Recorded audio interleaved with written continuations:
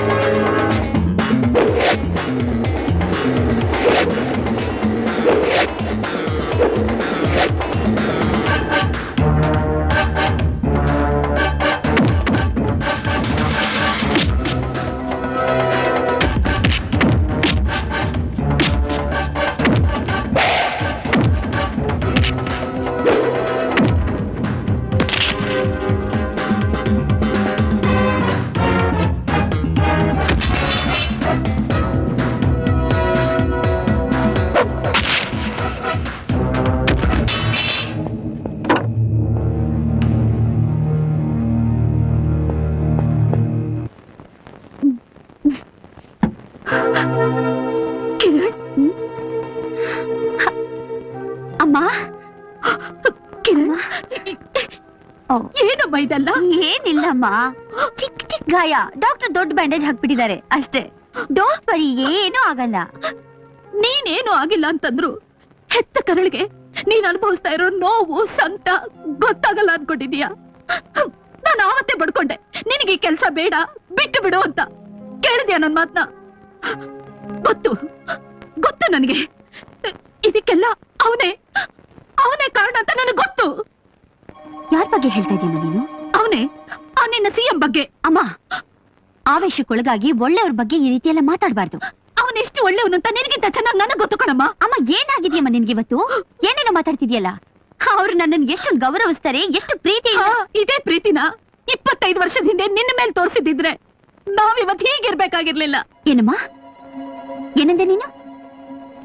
25 ವರ್ಷದ ಹಿಂದೆ ನನ್ ಮೇಲೆ ಇದೇ ತರ ಪ್ರೀತಿ ಇರ್ಬೇಕಾಗಿತ್ತ? ಅಂದ್ರೆ ಹೇಳಮ್ಮ.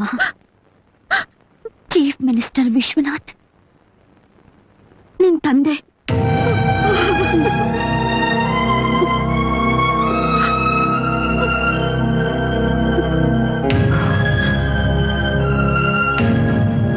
ಕಂಗ್ರ್ಯಾಚುಲೇಷನ್ಸ್. ಸ್ಕ್ಯಾನಿಂಗ್ ರಿಪೋರ್ಟ್ ಪ್ರಕಾರ ನಿಮ್ಗೆ ಹೆಣ್ಮಗು. ಹೆಣ್ಣು ಮಗುನ? ತೆಗ್ಸಾಕು ಅಂದ್ರೆ ತೆಗಿಸ್ಬೇಕು. ನನಗ್ ಒಟ್ನಲ್ಲಿ ಹೆಣ್ಣು ಮಗು ಇಷ್ಟ ಇಲ್ಲ ಅಷ್ಟೇ. ರೀ, ಈಗ ಡಾಕ್ಟ್ರು ಯಾವುದೇ ಕಾರಣಕ್ಕೂ ಅಬರ್ಷನ್ ಮಾಡಕ್ ಆಗಲ್ಲ ಅಂತಂದ್ರು. ಸರಿ, ಹುಟ್ಟಿದ ಕೂಡ್ಲೆ ಸಾಯಿಸು. ಏನ್ ಮಾತು ಅಂತ ಆಡ್ತಿದ್ದೀರಿ? ಜನ್ಮ ಕೊಟ್ಟ ತಾಯಿನೇ ತನ್ ಮಗುನ ಸಾಯಿಸೋದು ಅಷ್ಟು ಸುಲಭನಾ? ಸುಲಭನೋ ಕಷ್ಟನೋ ನನ್ಗೆ ಗೊತ್ತಿಲ್ಲ. ಆದ್ರೆ ಒಂದು, ಯಾವುದೇ ಕಾರಣಕ್ಕೂ ಈ ಮನೇಲಿ ನನಗೆ ನಿನ್ ಧ್ವನಿ ಬಿಟ್ಟು ಬೇರೆ ಯಾವುದೇ ಹೆಣ್ಣಿನ ಧ್ವನಿ ಕೇಳೋದಕ್ಕೆ ಇಷ್ಟ ಇಲ್ಲ. ಬೇಸತ್ ಹೋಗಿದ್ದೀನಿ. 1 2 9 ಜನ ಅಕ್ಕ ತಂಗೀರ್ನ ಮನೆಯಿಂದ ಸಾಗಾಕೋದ್ರೊಳಗೆ ಸತ್ತು ಸರ್ವನಾಶ ಆಗೋದೆ. ಆಸ್ತಿ ಇಲ್ಲ, ಅಂತಸ್ತಿಲ್ಲ. ಏನ್ ಮಾಡ್ಲಿ ನಾನು?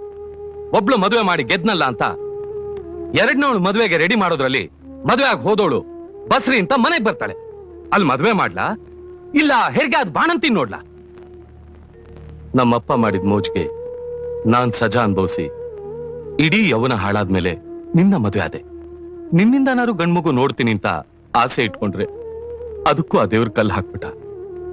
ನೋವು ಸಂಕಟ ಅನುಭವಿಸಿ ಸಾಯ್ಲಿ ಅಂತ ನನ್ನನ್ನ ಈ ಭೂಮಿ ಮೇಲೆ ಹುಟ್ಟಿಸಿದ್ನೋ ಏನೋ. ತಪ್ಪುರಿ. ಆ ದೇವ್ರು ಯಾವತ್ತಿದ್ರೂ ಕರುಣಾಮಯನೇ. ಹಿಂದೆ ನಿಮ್ ಹೆಣ್ಣಿಂದಾದ ಸಂಕಟನ ಈ ಹೆಣ್ಣಿಂದ ದೂರ ಮಾಡಿ ನಿಮ್ ಭಾಗದ ಭಾಗ್ಯಲಕ್ಷ್ಮಿನೇ ನನ್ ಹೊಟ್ಟೆಲಿ ಹುಟ್ಟಬಹುದು. ಹುಟ್ಟೋಳು ಭಾಗ್ಯವಂತಳೋ ದರಿದ್ರದವಳು ಅಂತ ಕಾಯೋ ತಾಳ್ಮೆ ನನಗಿಲ್ಲ. ನನಗ್ ಗಂಡ ಸಂತಾನ ಬೇಕು. ಸತ್ತಾಗ 4 ತೊಟ್ಟು ನೀರ್ ಬಿಟ್ಟು ದಹನ ಮಾಡೋದ್ರ ಜೊತೆಗೆ ನನಗ್ ಸ್ವರ್ಗ ಸಿಗೋ ಹಾಗೆ ಮಾಡ್ತಾನೆ. ಅದನ್ನ ಹೆಣ್ಮಕ್ಳು ಮಾಡ್ಬಾರ್ದು ಅಂತ ಕಾನೂನು ಏನಾದ್ರು ಇದೆಯಾ? ಇಲ್ಲ. ಆದ್ರೆ ಹೇಗ್ ಮಾಡ್ತಾರೆ?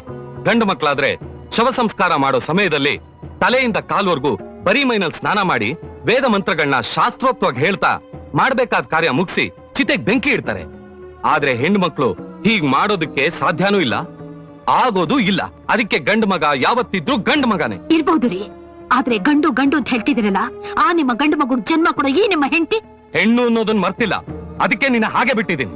ಅಂದ್ರೆ ನಿಮ್ ಮಗುಗೆ ಜನ್ಮ ಕೊಡೋ ಯಂತ್ರವಾಗಿ ಮನೇಲೆ ಬಿದ್ದಿರ್ಲಿ ಅಂತನಾ? ಹೆಣ್ಣು ಆದಿಶಕ್ತಿ ಸ್ವರೂಪ. ಅವಳು ಮನಸ್ಸು ಮಾಡಿದ್ರೆ ಏನ್ ಬೇಕಾದ್ರೂ ಆಗ್ಬಹುದು.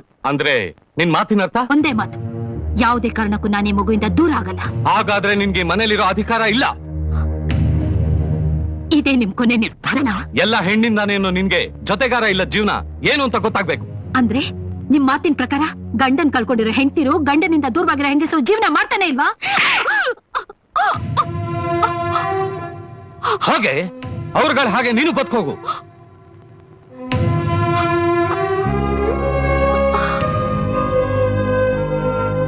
ನಿಂತ್ಕೋ.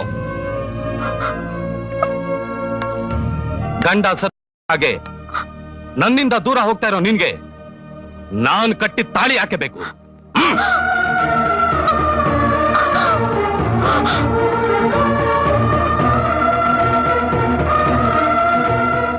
ಸಪ್ತಪದಿ ತುಳಿಯೋ ಸಮಯದಲ್ಲಿ ನಾನಿಟ್ಟ ಈ ಕುಂಕುಮ ಯಾಕೆ ಬೇಕು? ಹೋಗೆ ತೊಲಗು ಹೋಗೆ.